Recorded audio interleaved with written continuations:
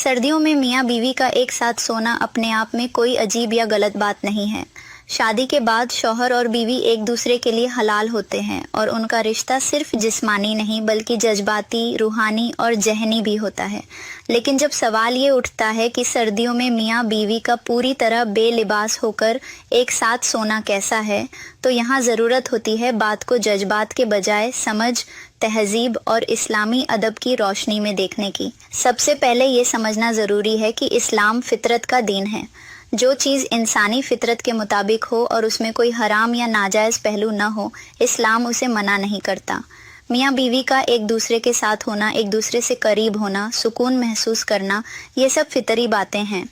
सर्दियों में जिस्म को गर्मी की ज़रूरत होती है और पति पत्नी का एक दूसरे के करीब सोना इस लिहाज से भी आम और समझ में आने वाली बात है। लेकिन यहाँ एक अहम नुक्ता है और वो है अदब और हया।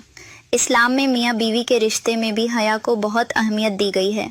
ये सही है कि शौहर और बीवी एक दूसरे के लिए हलाल हैं, लेकिन इसका ये मतलब नहीं कि हर चीज़ बिला ज़रूरत या बिला अदब की जाए।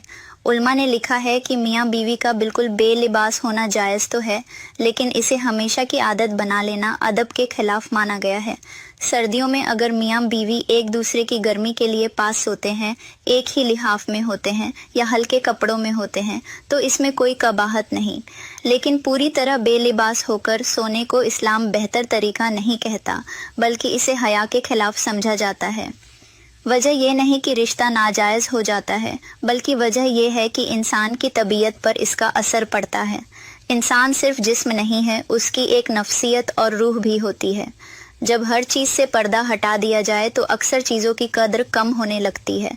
इसीलिए इस्लाम ने पर्दे का तसव्वुर सिर्फ समाज के लिए नहीं, बल्कि मियाँ बीवी के रिश्ते में भी एक हद तक रखा है। एक और अहम बात यह है कि सर्दियों में बेलिबास होकर सोने से सेहत के मसाइल भी पैदा हो सकते हैं।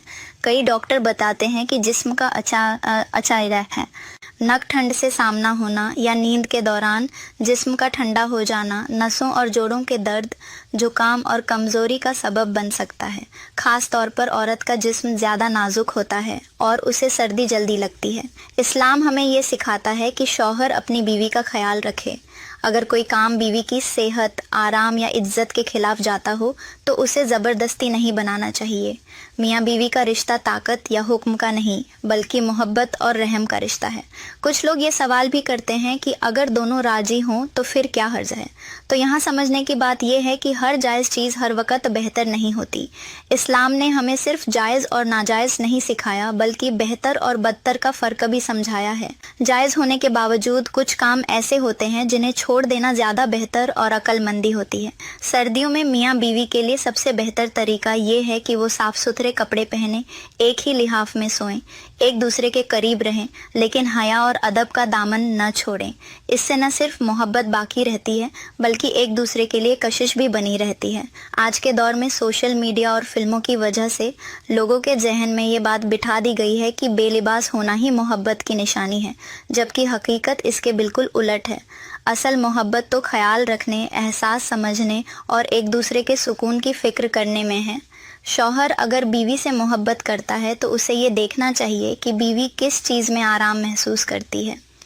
अगर बीवी पूरी तरह बेलिबास होकर सोने में झिझक महसूस करती है तो शौहर का फ़र्ज़ है कि उसकी झिझक की इज्जत करे।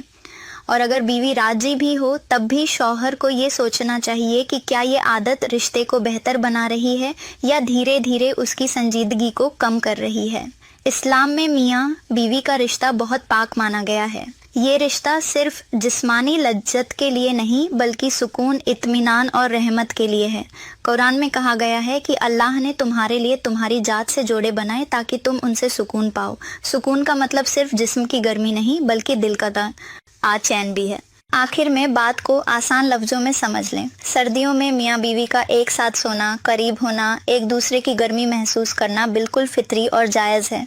लेकिन पूरी तरह बेलिबास होकर सोने को न इस्लाम ने ज़रूरी कहा है, न बेहतर। हया, अदब, एतदाल और एक दूसरे के एहसासात का ख्याल रखना ही सबसे अच्छा रास्ता है। जो रिश्ता हया के साथ निभाया जाए वो ज़्यादा मजबूत, पाक और देरपा होता है, और जो रिश्ता सिर्फ जिस्म पर टिक जाए वो अक्सर वक्त के साथ कमज़ोर पड़ जाता है। समझदारी इसी में है कि इंसान जायज़ चीज़ों में भी हद और संतुलन को न छोड़े।